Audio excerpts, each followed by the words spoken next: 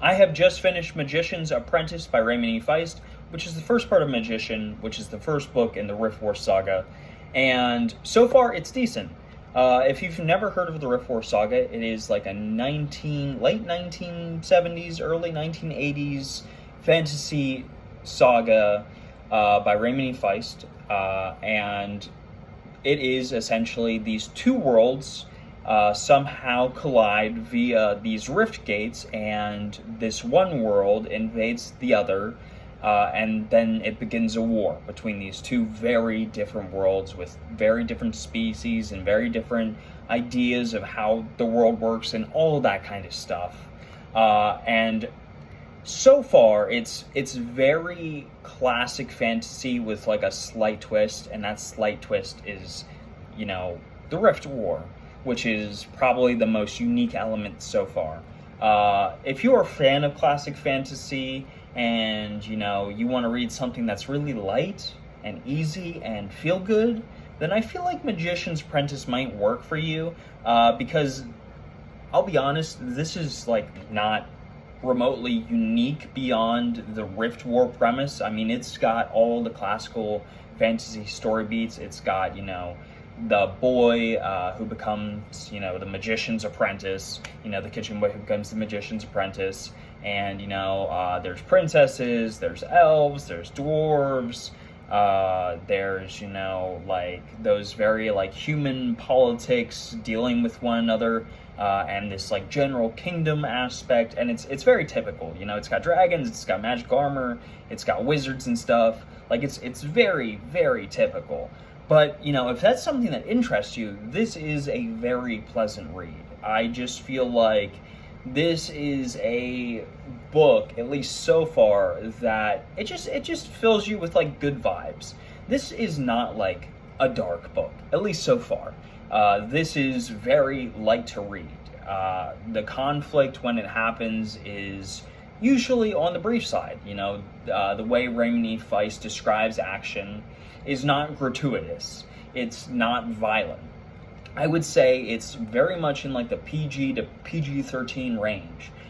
In fact, like if I were going to recommend this like as like a series, I would recommend this as like an introduction to more adult fantasy series. I feel like a middle schooler could read this and become an addict for like classical fantasy. It's kind of a similar tone to stuff like Wheel of Time or like Memory, Sorrow, and Thorn, if those books were just like slightly lighter. Memory, Sorrow, and Thorn is kind of dark, and Wheel of Time can certainly get dark. Whereas, at least so far, nothing has happened in this story that is like super mature or super overwhelming. But what I will say is that it's fun to read. The prose is very light. It's not like Memory, Sorrow, and Thorn, like levels of like, oh, that's so lush, I can picture everything Tad Williams is writing. It's not really like that. It's definitely more like he describes something and it's pretty and he uses language that is appropriate, so it doesn't like feel too modern like somebody like Sanderson, but it's also not like super dense or like you're gonna be having to look up terms. It feels very appropriate for the story that Raymond E. Feist is trying to tell. Also, I just like every character in this, at least all the heroes that we've been shown so far, are very likable. Like Pug, who's like the main character, he's the magician's apprentice, is like, he's just like a good guy. Like everyone in here is just like a good person. And, like I love morally complex characters. I love grim dark. I like stuff that's messed up, I'm not gonna lie. But like sometimes it's nice to just read a series where people just do good things because they are good people and they have no ulterior motives whatsoever. They're just like, they're smart, they're level-headed, and they make good decisions. And if that is something that interests you, Rift War, again, might be for you. But, to summarize, it's a good series, or at least a good book so far. It's nothing mind-blowing. Like, if you've read literally probably any fantasy series ever, you're not going to be like, oh, wow, this is like so different and so unique.